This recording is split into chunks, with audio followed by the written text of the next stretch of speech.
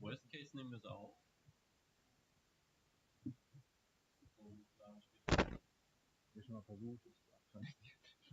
Ja, besser als gar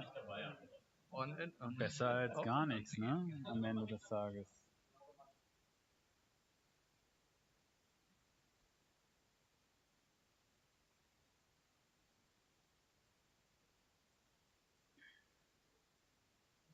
Wir versuchen es nochmal.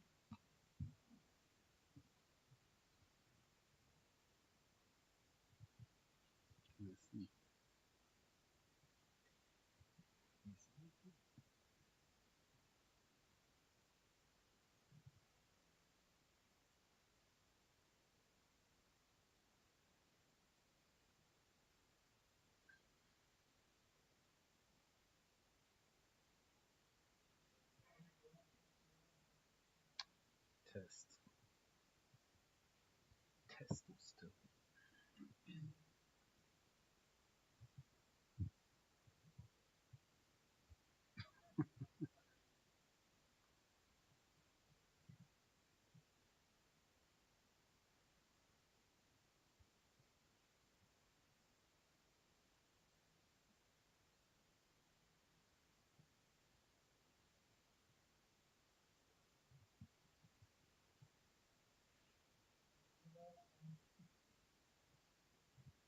So, sorry for that. We had some technical issues, but I hope you can understand us right now, and we will start from the beginning.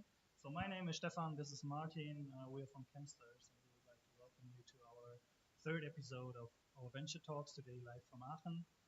Venture Talks is where we sit down with fantastic people talking about their experience in science-based entrepreneurship with the goal of helping you create impact from your own research.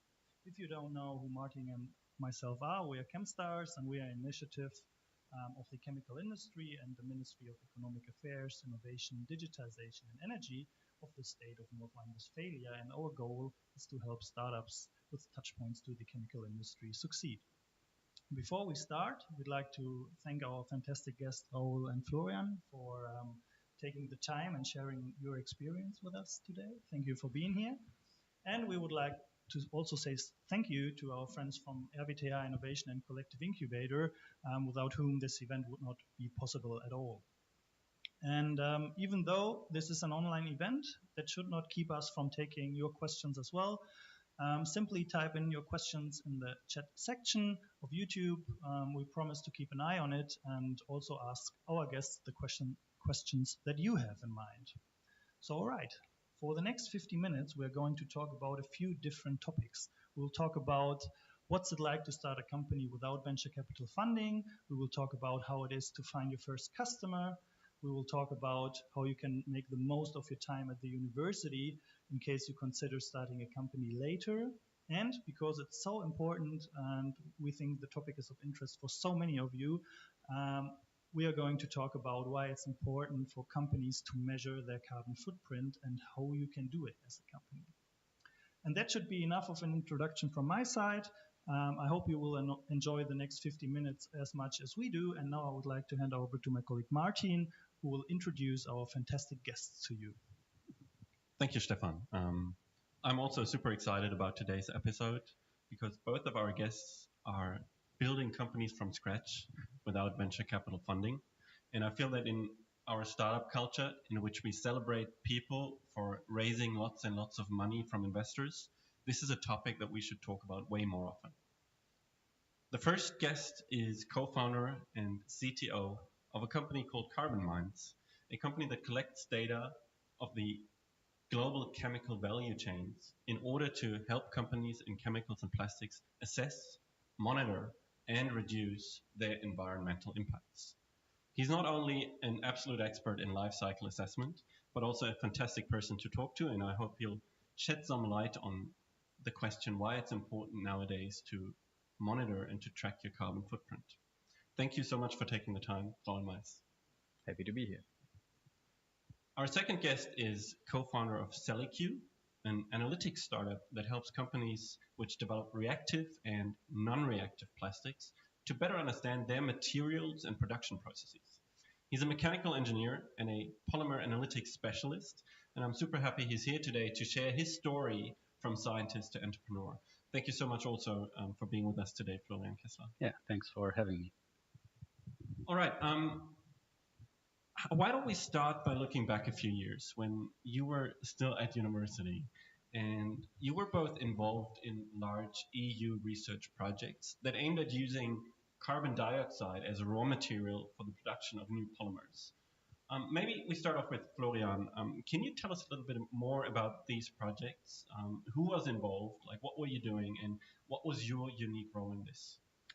Well, funny enough, Raoul and I worked on the same project for, I think it was around three and a half years. Yeah. It basically was a big consortium of companies like Covestro, various institutes of RWTH Aachen. The University of Berlin was also involved. And for example, the catalytic centers in Aachen was a big EU project. And it was basically about the technical, ecological, and economical feasibility of a new material. This new material was made from, well, a part of the new material was made from CO2. So with a new catalyst, they tried to incorporate CO2 in the polymer chain, which results in a new product, which was to be analyzed regarding its properties, regarding its ecological standpoint and its economical standpoint.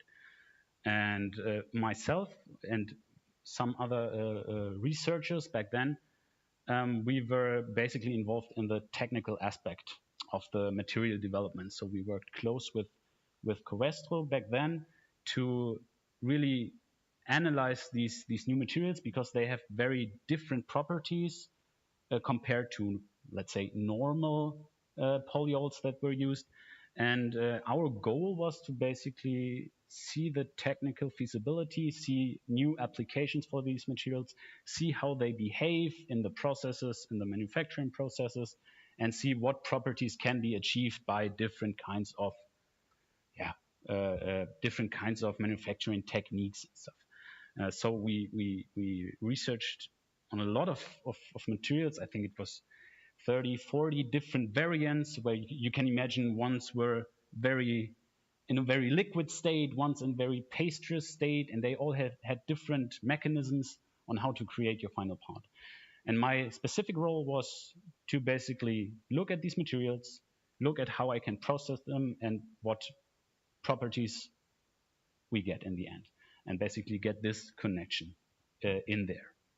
And I think exactly this interaction was then monitored by Raoul and by TU Berlin regarding the ecological and economical standpoint of these materials. Mm-hmm. So, Raoul, what exactly was your role in this? Yeah, you can see there were a lot of technicians, right, at me.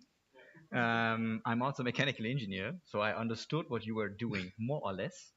And my role basically was to actually assess the environmental impacts of these new products in comparison to the conventional benchmark products over the complete supply chain. So basically from oil to the final polymer products used in several applications. That was basically my role as a PhD student. And this was likely the founding stone of Carbon Mines?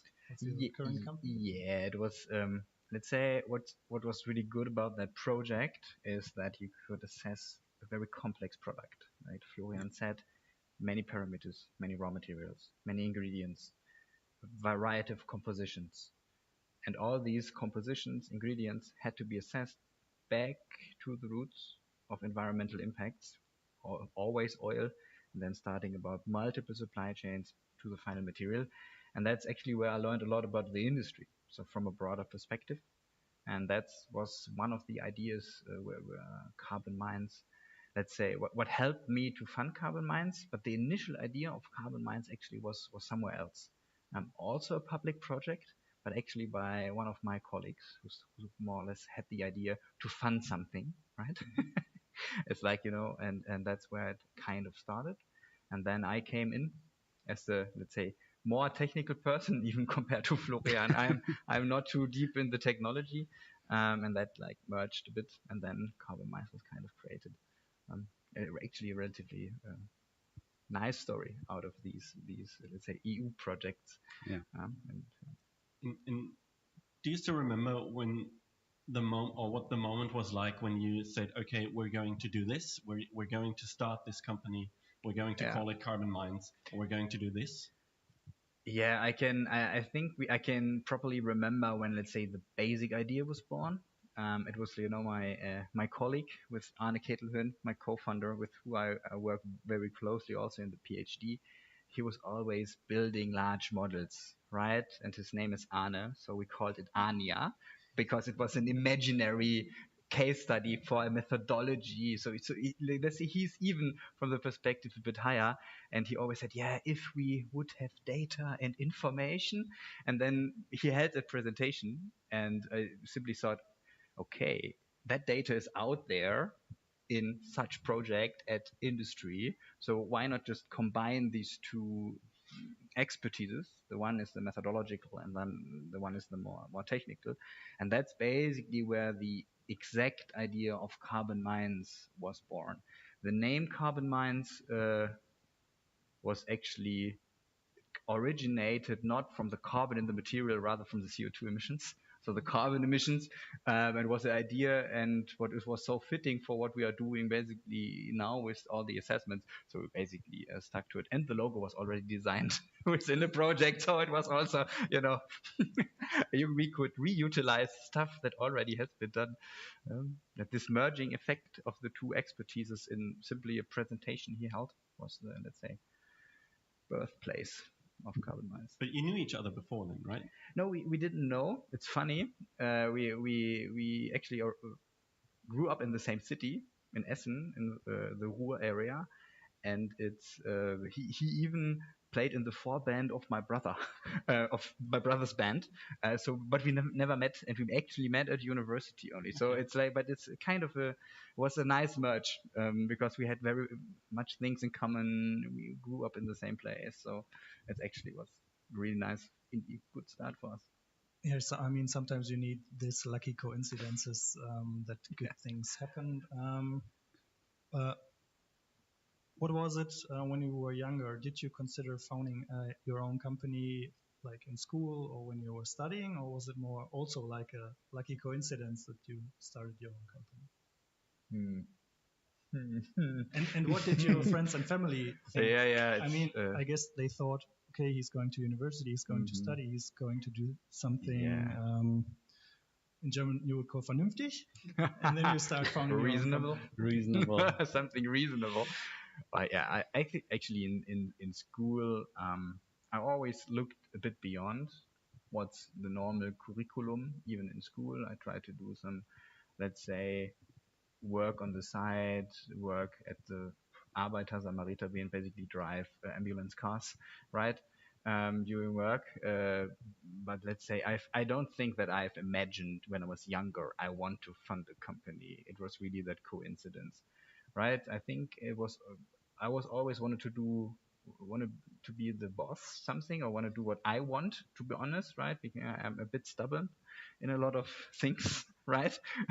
so it's easier if everything goes my way. That always was the case, maybe to be very honest and direct, which is why, let's say, a startup actually fits a bit good with my personality. And then plus that coincidence, you can basically go on with the work you were anyway doing in the university, which is kind of nice, right? You're already more or less an expert, and I think it's the same for you in the end. Yeah. I was just gonna say, for me, I think it was very similar. I've never had like the dream goal in my youth to found a company later. It was more, okay, I was at the university, I was studying, I was scientific researcher, and we did a lot of research in projects, like I've mentioned before, in other projects. And the more projects, the more research you do, the more problems you see in the industry. And the chemical industry, in this case, I've been a part of now for 7.5 years around, and you just keep getting these challenges, these tasks, and you think there needs to be a solution to this. Like we need to do something, and you just get into this role that you have the possibility to try to tackle these challenges, try to improve the industry, or you don't. And it basically, I wasn't starting the research career with the goal of founding a company. No, it was more like it's the time that we can change something, and that we can really move something and get these results, get these experiences we took over the years into the world. Yeah, I mean, that's fantastic. I mean, you working in these projects, seeing opportunity, and then creating your own company to address these problems and to solve them. That's a fantastic story. And maybe can I ask, how did you meet your co-founder? Were you working together on that project? Were you developing the technology together? How did that come about? I was actually writing my master's thesis at my now colleague. So he was basically my boss. Then later I became his boss as group leader. But yeah, we were working in the same area, in the same projects, more or less. He was in the beginning was also part of the EU project we mentioned before. He was concentrating a little bit more on some other research projects, but we were in the same group, let's say, in the same institute, and that's how we came about. He faced the same challenges I faced in my projects. It was the same thing with the materials he was analyzing. So yeah, it was basically, this is something that we can tackle together, and that's how we met basically, and that's why we already knew each other very well, and we knew what the problems are that need to be addressed. Can you tell us and our viewers exactly what it is you're addressing? Like, what are the problems you're solving?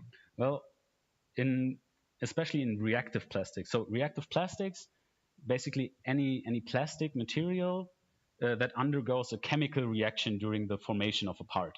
For example, a silicone. If you have like a liquid paste, then it cures over a few days, over temperatures, pressures, and then you have your part, for example. And these reactive plastics, they require a lot of theoretical knowledge, a lot of experience, and a lot of trial and error. And there's basically not really the opportunity to have a database. Like, it's more or less feeling. Like, for example, I need to increase temperatures of about 5 degrees, and then it gets better. But there's not, like, better isn't quantified, and also the 5 degrees is something that someone wrote down on a paper 10 years ago. And so when we were developing materials in our projects, we always faced the challenge there are no sensible ways of analyzing these chemical reactions of these plastics. So that's basically what we do now. So we are focusing on reactive plastics. We're analyzing the chemical reactions under realistic processing conditions. So you can imagine, like, these parts, for example, mattresses, foamed polyurethane. They are built in huge production facilities. And if you analyze the chemical reaction, if you want transferability of results, you need to take all the process steps, all the boundary conditions into account during material analysis. And this is what we actually do. We basically shrink big production lines into our laboratory. So we develop the software and the machinery itself to analyze these plastic materials. And this is what we're doing now. So basically describing, quantifying the chemical reaction itself, how much heat is generated, how much shrinks your part, for example, and putting this into data that can be used for process optimizations or for process simulations and stuff like that. So you're not just miniaturizing the let's say production setup into a laboratory scale, but you're also looking into the reactions instead of just saying this is a starting point, this is an end point. You're really looking into the reaction itself, right? Exactly. Yeah, exactly. Imagine baking a bread, for example. You have like some ingredients, you mix them somehow, and you get your bread in the end. So this is basically how reactive plastics are working. And you can already imagine that it makes a huge difference if you bake your bread in an oven or like over a fire.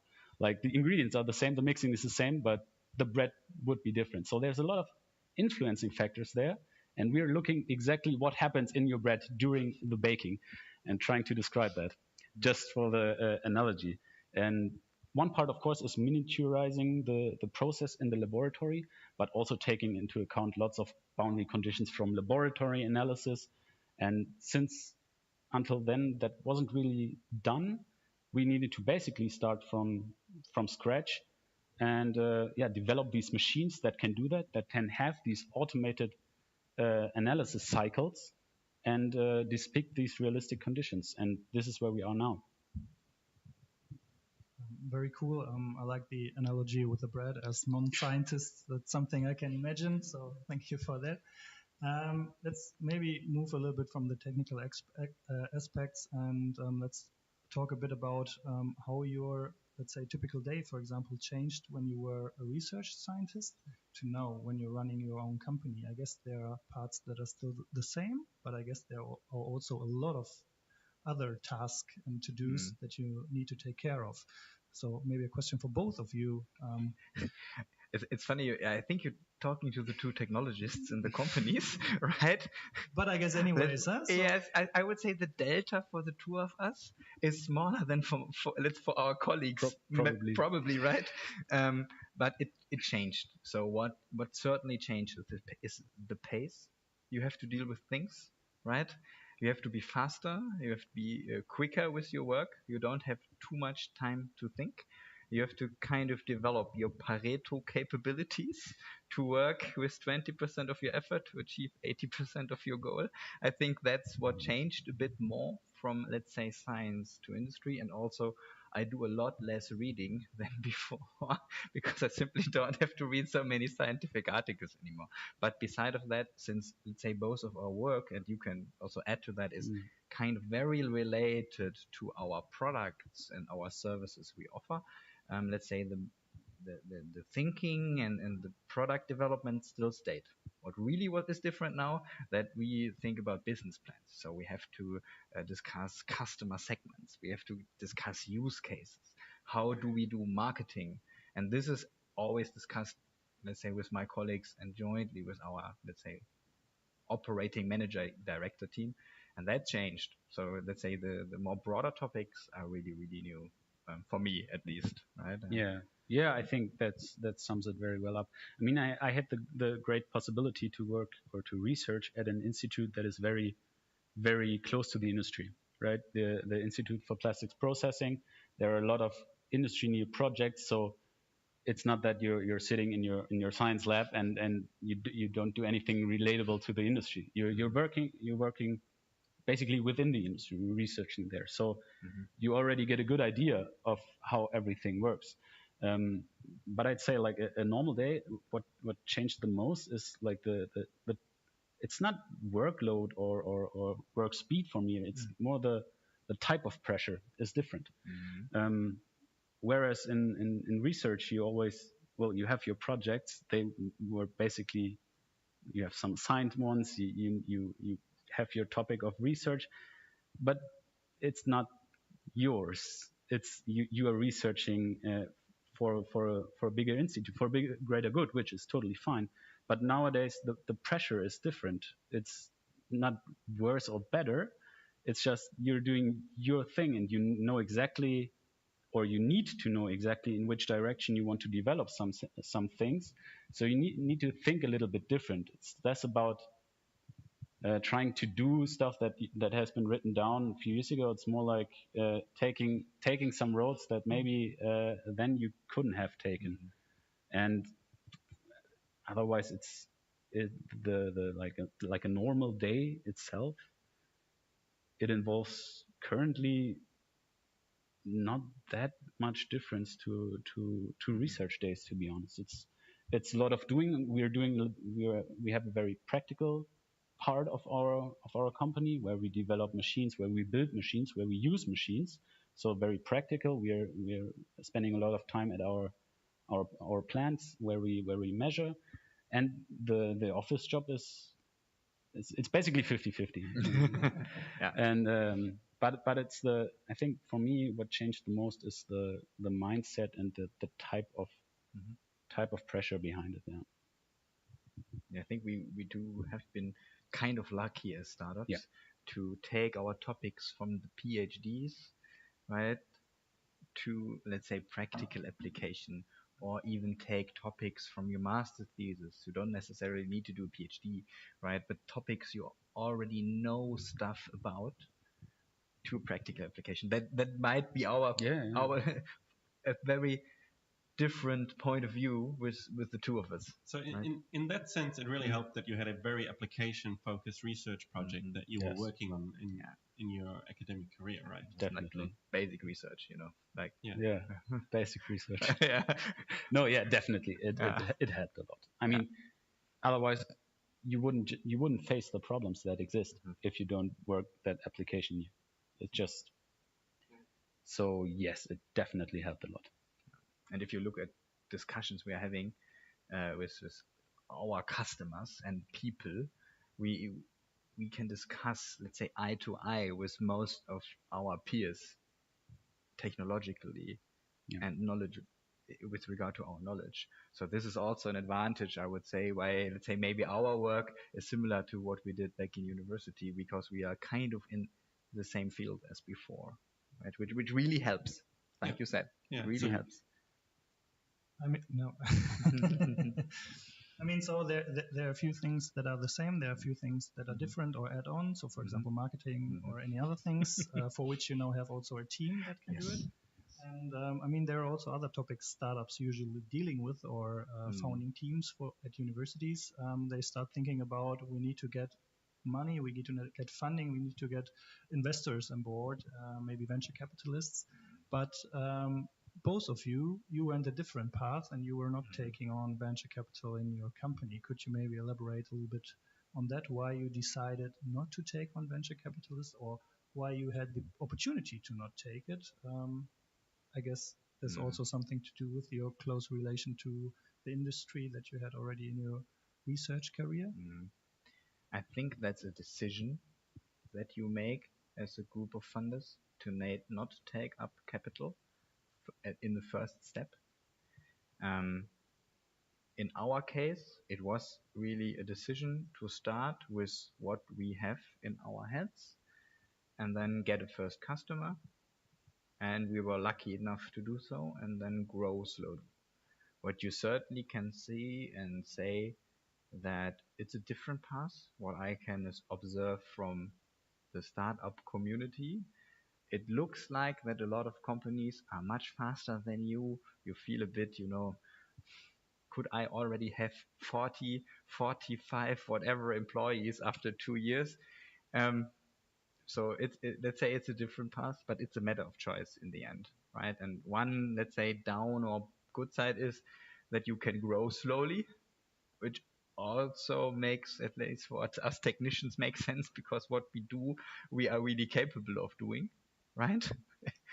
So if I say yes to a customer, I have to be sure that I can deliver, right? It's not something on a PowerPoint presentation for us, right? It's always about real products, real deliveries, and of course often a lot about our knowledge. I think that's, for me, was the case. We had that knowledge. This is why we chose to not go, let's say, into the, let's say, venture capitalist area, and we had that network. I think one of you said that.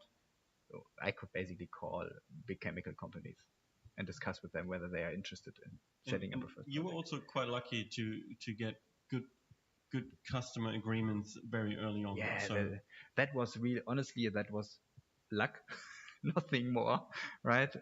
But let's say, you can be lucky, right? You can get an opportunity, but then you still have to grab it, right? So it's not that.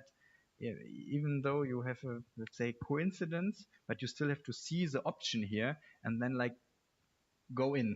So it was not like, okay, they came to us and throw a bag of money on our desk. That's the dream. But it was like, okay, we really thought, oh, are we really going to do that? It's a big project. They're going to be, taking us in custody, if we don't deliver. So it also is a kind of a different pressure. I think it's a good idea. If you don't go via the venture capitalist area, the customer in the end wants a product, and if you don't deliver, you will work for that, even though you don't have money anymore. Kind of.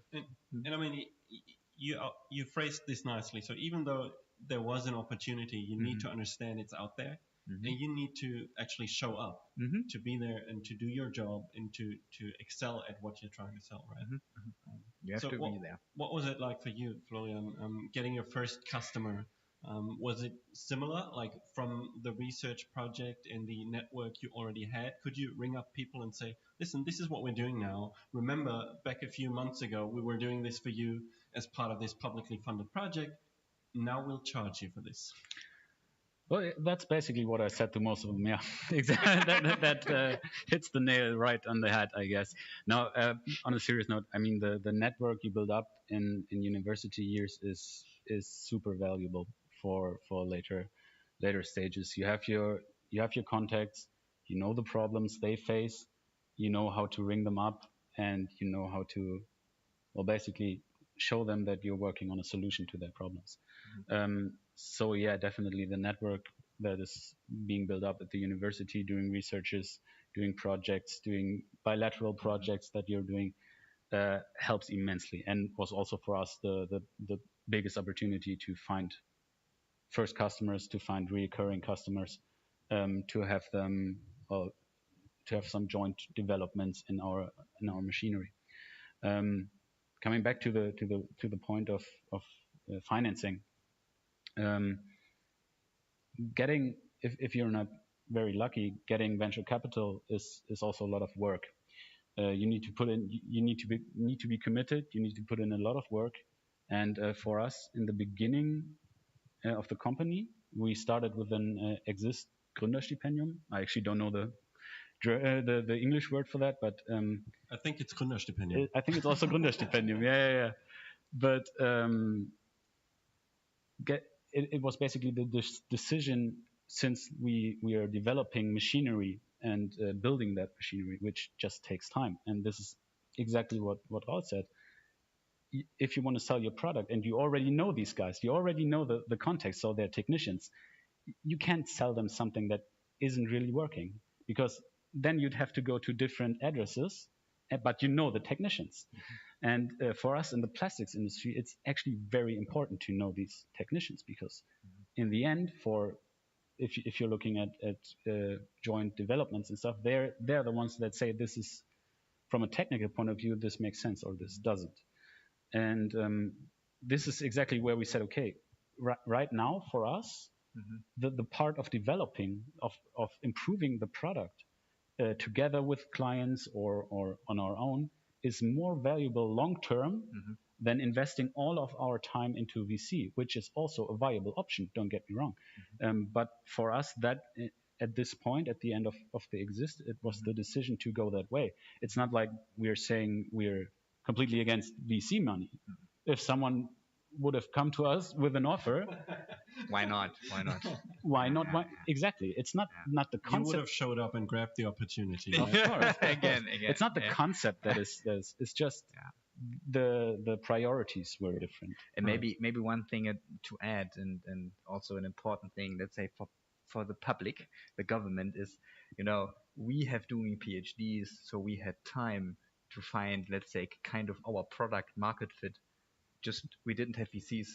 We had the ministries kind of funding research with what always has, and these research we were focused on product developments, right? So they never were focused on, let's say, basic research, like fundamental research, which is why, let's say, it wouldn't be 100% true to say we didn't get VC money in our development. It was just someone else, right? It's a different venture. It's a different venture, kind of. That's really true. It's this public funding of these applied research project is fundamental for our economy, because it can generate people like us, right? Because we wouldn't have had the time.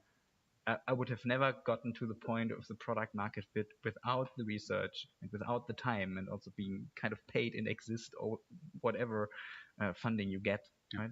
Just to add, to see our concept, right? It's essentially the same. The venture capital gives you money just to build your product, to find the product market fit, and then sell. We just did that kind of in our research, kind of. I mean, usually, if you're talking to a VC, they also like to see if you're a little bit further in the process. Yes. So they're not going to fund something that's in the very beginning, because the likelihood of failure is quite high in that stage. So, but I really like the approach that you were first talking to customers and trying to work with your customers before considering taking venture capital, because in the end, also, if you have venture capital, this does not secure your future customers. You still have to do this work, and the customers are in the end the ones that are paying your salary and the salary of your team, and the venture capitalist can do this for a short period of time, but at some point you need to have your customers, and I think it's better to have them quite early on. And to develop your products further together with them. But it also depends on the type of company you're building, right? So if you're lucky enough, as you explained, to be able to sell a product or a service to people straight after university research, that's very beneficial, as opposed to somebody who's possibly building a product that still needs a couple of steps to reach commercialization. So I guess it really also depends on the type of startup you're building and the type of business you're in. And in addition, if you do that in a research project, you always have to then discuss afterwards with the university, who basically got the money, how you take out the knowledge, which went very well. I can really say it was very good working with Innovations GmbH. I'm not saying that because I'm sitting in their rooms, basically. I'm honestly saying that. That's also, let's say, on the other side, that's what you also have to do if you do that via university, kind of, right? Also with Exist, also with EFRE, another funding project of the ministry in North Rhine-Westphalia. You, again, in the end, have to discuss with the university how to license, how to get out the IP, basically from university. Always pros and cons, right? With VC money, you develop the IP all internally, right? You always need a balance. But in the end, maybe one thing to add is you need the people, right? Even though you have a research project, Florian is nodding here, you need someone who can say, okay, now I'm doing it. Right now I'm funding a company. I will be a bit brave, or maybe I also really want that to take that to industry. It's not like you just basically all research project could be funded. You also need the right people. The people have to decide, right? That's also important. Do you have any recommendations for people who are maybe not as lucky as you, but at university considering to start a company, but they don't have the opportunity to build up that network through a publicly funded research project? Like what would you say to them? Let me think. I like to think loud, so I'm going to talk while I'm thinking. That's all right. That's great. Okay, We'll stop you. We'll stop you. No, the audience likes this. The audience likes it, yeah, so there's no silence. I would say if you are a student doing your master's thesis or even bachelor's thesis, try to use the infrastructure university is giving you. There are courses that are not part of your curriculum, right, that you have to take, right? You can go to the research departments who basically focus on funding companies, right? They offer courses you can do. Then talk to the Innovations GmbH, talk to networks like chemstars. Try to reach out to the startups who are even sitting next to us, to our meeting room. Talk to me, talk to Florian, and that's what a potential pathway could look like. And then try to discuss that with maybe a PhD student or maybe a professor, because I would say the people are more open to help you than you might think. So this would be the recommendation. Try to reach out to people and ask, what should I do? Try to learn, try to use the infrastructure that is available. That's what I would recommend. And reach out to people, Yeah, of course. And if you're in the position of a scientific researcher, like if you have your master thesis, I think the best recommendation is use the network in which you're researching in. See if you have this funding of a company in mind, see if the ideas you have meet the requirements of possible industry clients. For some researchers, this is harder because their topic is more not basic, not basic, but more fundamental research. But still, there are always ways to present your ideas. There are always, and also at reaching out, for example, here at the Innovations GmbH or the Lehrstühle. You always have opportunities to present your ideas to anyone. And don't forget that in the end, if you want to come out of university to start a company, you need clients at some point. And the earlier you talk to them, the better. Define your products and talk to your clients. Exactly. And maybe don't give up too early. That's also an important thing, right? So I mean, what we experience quite often when we talk to scientists, that they find it quite hard to leave the lab and really talk to people. We're always encouraging them and recommend them to do so. And I mean, as we heard, the first point of contact actually should be the Gründerzentrum at your local university, where you find people who have the network, who have the knowledge, who can help you with the first steps, help writing you exist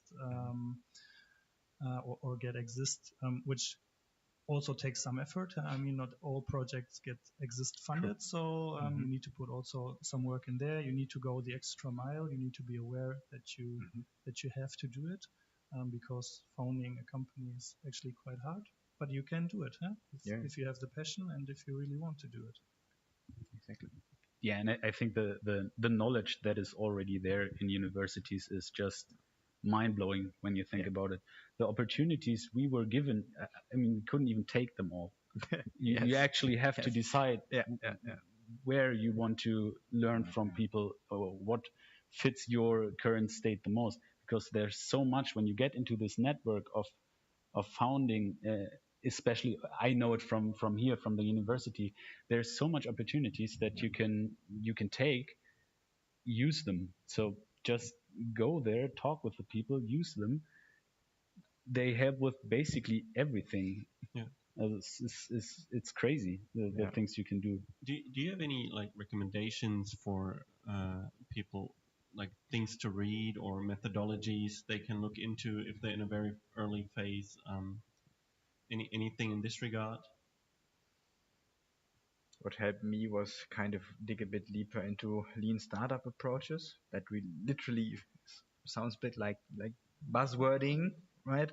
But it's That's not. what I was hoping for. It's a bit about, but it's a bit buzzwording. But let's say use literally a book about this lean startup approach, because it really gives you the thing to focus on asking people if they want to buy what you are doing, right? As a researcher, you tend to be happy because you want to construct, you want to build, right? But you have to sell at the first priority, which is why you first have to talk to people whether they want to buy what you are offering and then build.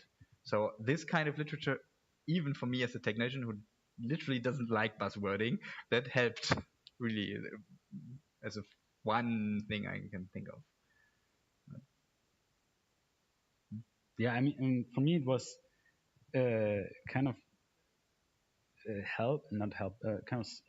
lot of read about mindset, and I don't mean like like the life gurus and and the mindset coaches and stuff, but if you get into this world of startups and the complete network, and you read all the stories, and he accumulated 10 million there and there, and you're still at a phase of development and stuff. You really have to deal with some different problems. For example, why didn't I get the 10 million? It's a question you're going to bed with. That's what I'm asking all day. Exactly. I'm gonna ask myself this tonight again. No, but on a serious note, like the mindset you need to develop a little bit, because this is something that for me I've not dealt with before on this level, and it's actually that like decisions you make matter a lot to your future, to your company's future, and the way you approach things. So this is something I'd recommend for someone who wants to get into this and who's taking the step to doing this. You need to actually focus on the relevant topics for you, and sometimes it's not really relevant if someone else is doing something miraculously or something. So focus on yourself. Yeah, but you don't always see their journey, right? So I Exactly. myself sometimes feel like when you read about other people, you tend to believe it's incredibly easy for them, and everything kind of comes at them without any sort of hassle or work or hustle. And whereas you yourself kind of compare yourself to that person, and you see everything that's going on in the back of your mind, and you're like, oh my god, I have this question, I don't know about this, I don't know this, and you see all these problems that you're facing yourself, whereas you don't see the other person's problem that's being talked about or that's being written about. So I fully agree that mindset in being able to relate to this type of information in a reasonable way is incredibly important. Yeah. And not easy. Yeah. It's not easy because there's a lot of success stories out there. Of course, We have a strong bias for successes, right? Yep. of course. I mean, and why not? Why wouldn't you share your success? But it's just the filter needs to be trained. Yeah. I mean, earlier you were also talking about a different kind of pressure that you have. Is this something that you can address with a different mindset, or did you also have other things that help you to cope or deal with this pressure? No, I think definitely it's something that you need to get kind of used to, that you can train to have these. I mean, pressure is always a very negative word. I think. mean, there can also be positive. There can also be positive pressure. So it's not only the negative part where you think about other successes and you're not as successful or on a different level, but it's also the mindset behind my decisions now reflect a little bit different on my future than they have before, because before I did have other options. For example, I could have gone there, gone there, gone there. Now you have like your decision will matter for you, for your company. And I think mindset is a very important thing that everyone needs to figure out and learn a little bit by themselves, because I don't think that's something that you can basically go with rule of thumb or something that works for everyone. I think it's something that is, but it's important to address, I guess, for me especially. That's great. I wasn't expecting this talk to kind of go into this direction, but it's awesome. Now, however, I'd like to go into another direction. The whole world is trying to become carbon neutral. Everyone's trying to cut greenhouse gas emissions. And the question really is, like, of course, how do we do this? But also, why do we need life cycle assessment to actually realize this? Maybe, Raoul, you can talk a little bit about what is LCA and why do we need it? Yeah, maybe let me just first direct the question to somewhere else, which is if you want to do something which is related to climate, go for it. The money is on the streets. That's the topic where you get VCs in early stages. Okay, now let's go back to the topic of LCA. It's actually to prove your benefits in your early idea, you need LCA, because LCA is life cycle assessment. In German, it would be Ökobilanz. It's basically the measurement of environmental impacts of products, services, economies. You can do that on any scale. And it's a methodology to basically balance environmental impacts. And this can be used to then prove, or at least estimate, your benefit for the world from an environmental perspective. Yeah, and what would you say to a scientist like in a very early stage? Because you were just addressing this, that if you have this information, you can get VCs excited. I'm like, what would you say to somebody in the lab at a university with the smart idea to, let's say, produce or manufacture bio-based polymers? What can this person do to compare her process or her product to existing alternatives out in the market? First of all, they can come to us, come to me and have a first discussion. No payment needed, right? We call this the Joker. That's the Joker, right? If you have somebody in a network like Chemstars, Innovation, GmbH, there are many more others. try to look for these people who know a bit about these environmental assessment. And that's the first good thing to start, because what you actually have to do is to kind of demystify the complexity of such a product carbon footprint calculation. The methodology is an ISO standard. It's basically a documentation that you need to robustly verify your reduction, right? And you have to document. That's what it is. And let's say what is out there are a lot of relatively good books and a lot of relatively good YouTube videos that you can take a look at. And after that, there are also courses in LCA. That is a good first step to start. And then, of course, secondly, you will have to do an LCA, but it's not like too expensive, right? So you can basically price in that also and discuss with VCs, or even price that in Exist doesn't have so much, let's say, investment funding. I think I've never done Exist, but EFRE has investment funding, so this would be something you could even include in your let's say offer or to the VC or your application for Exist, that you will say, I want to do an LCA. That's what I would start with. First, do a bit of, let's say, self-taught YouTube videos. Really, there are relatively good out there. There are even Udemy courses you could take low budget, and then familiarize with yourself with that, and then start looking out for people who know how to do that. Would we also find YouTube videos from yourself? Not yet. Not yet. Yeah. Not yet. There will be. We're actually cooperating with the RWTH International Academy, which is basically teaching for grown-ups from the RWTH Aachen to standardize our courses, also make them not on YouTube, but per video, to not have them in presence. And is there like a source of data out there for existing products? Like, I mean, it's one part of the equation to kind of benchmark your own process, or to assess your own process, your own product. But how do you then compare against existing products out in the market? There are databases, right? You could go to us. We are a database, so we offer everything that got to do with chemicals and plastics. You will probably find in our database, but you could also go to others. There are even some free ones. Plastics Europe, if you're talking about a biopolymer, has a free database for environmental impacts of plastics and intermediates, so from the complete supply chain.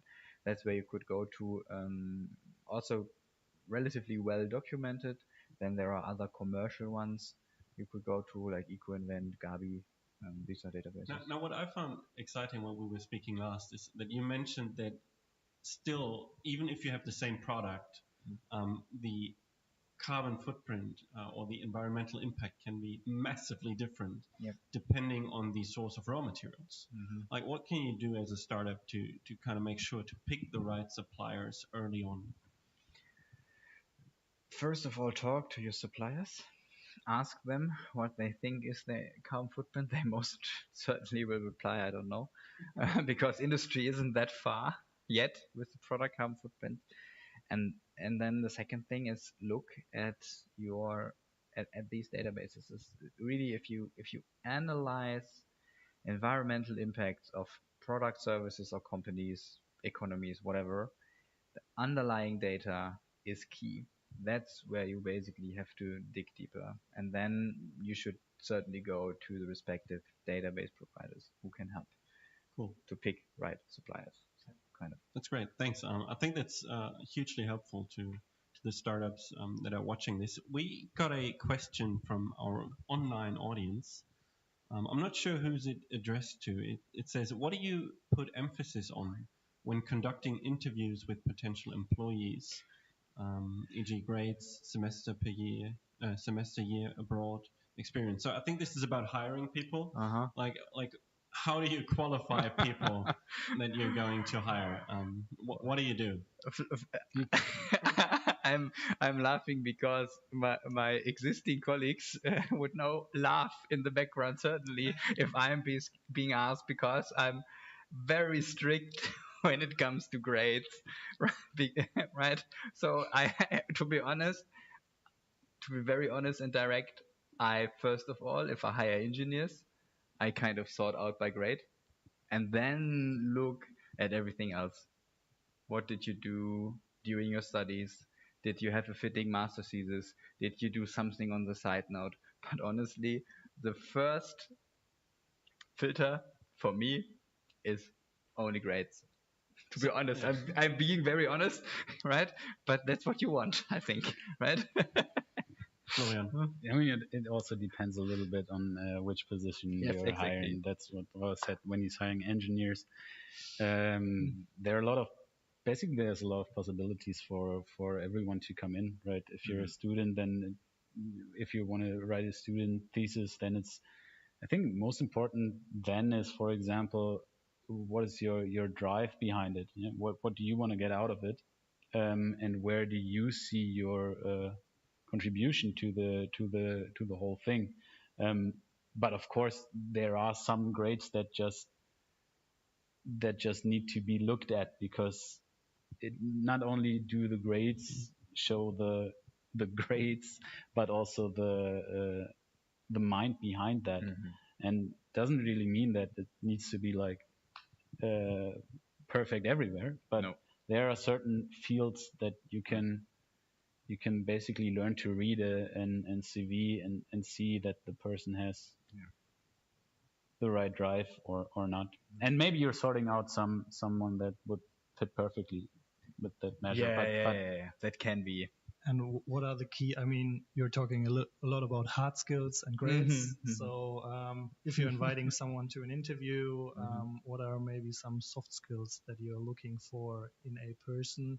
I mean, it's also different according to the role, maybe, but there are maybe some soft skills, maybe some values that a person should act like when they should join Carbon Mines or cellEQ. I think that one of the most important soft skills is a bit about presenting our kind of, for us, relatively scientific information, knowledge in a very light version. So it's presenting complex content, right, and reducing the complexity and explaining that. So presentation skills would kind of, for me, are very important. And also communication skills. So really, how do you communicate with particular customers in the end? If you provide services, we also do services, not only data. So you always have to talk to customers. That's, let's say, important soft skills from our end. And of course, what is relatively important is English language, right? Without proper English in our scientific global world, for tech, like scientific tech startups like us, English is mandatory. If you are not fluent in English, German is even less relevant, to be honest. German is not at all not relevant, more or less. So English would be also a soft skill, if you want to name it this way. But your company language is German, or is it English? We actually have one native speaker in English, a British guy who does our marketing. Because we have everything we put out is English. We don't even have a German website. How were his grades? Yeah, in good enough, I guess. In these cases, I didn't make the hiring decision. Fair enough. Yeah, fair enough. And that's, like I said, if I'm talking about engineers, right? And for the rest, I actually don't have the knowledge to evaluate what is a good grade in which field. And for me, it's also not, let's say, it's not. I don't only look at the best, right? So it's not like, it's rather, if it's okay, then I take a look at the CV more or less. So it's not that I only take the 5 best. It's always kind of if it looks well on average with the right fields, right, then you take a closer look. But you have to sort and filter somehow, to be honest, even though it's a sad thing, right? But that's an important part. But for the other fields, I don't know. Maybe the question was from someone who is going to work for you or who wants to work for you. So maybe let's see. We actually have a lot of offers out. So Carbon Mines is hiring. Yeah, we are hiring. Nice. I don't know how much time we've got left, considering that we started a little late. I think we're kind of coming to the end already, which is unfortunate because this is a lot of fun. I think I haven't laughed in the previous episodes as much as I have today, so this is great. Maybe from both of you, one question that I have is, what would you say to a scientist who is uncertain about starting a company, why she should do it? For the sake of the better, try to improve the world. And if you think you can, just do it. That's great. Yeah. Just do it is always a very, very blatant phrase, but in the end, it's that, yeah. It doesn't have to be the drive that you had from like when you're 2 years old or something. Sometimes it's just you see a problem, you think you have a good solution, try it, do it. And what always helps is talk to people who did exactly that, who tried it, who did something, even if it wasn't successful. Maybe especially if it wasn't successful, get opinions. Just talk to people. And in the end, it's just about trying something. And even failure isn't that bad. So I think it's the thought and the try that counts. So if you're uncertain, talk to someone who did something like that. Talk to someone who did not do it. And make up your own mind. I think in the end, it's more about the feeling that you can tackle something that has some benefit for at least some people, and then you're already improving it. Doesn't have to be the complete world or every living human being on there, but as long as you improve some things, it's all good. Go for it. Fantastic. I think these were perfectly last words. They were perfect indeed. Yeah. So huge thank you to both of you for making time in your calendar to come to Aachen and speak with us. And for everyone in the audience, if you want to find out more about cellEQ and Carbon Mines, go to their websites. Maybe also add both of them on LinkedIn. Apparently, they're very open to speak with people, which is great. Yeah. Send them your applications. Exactly. Also. Send them your application. Make sure the grades are all polished. And finally, if you'd love to learn more about entrepreneurship in the chemical space, talk to people at RWTH Innovation or talk to us. There's so much support out there at your university, but also on a regional and a national level. There's so much public funding available for people who are willing to take the leap and to try to make impact with their research. Maybe in the words of Florian, just do it, right? I don't think it's original my words. I think I've read the slogan somewhere, but just do it. So do I, but I was trying to give you some credit. All right, thank you very much for joining in tonight. Thanks for being part of this, and have a great day. Bye. Thank you. Bye-bye.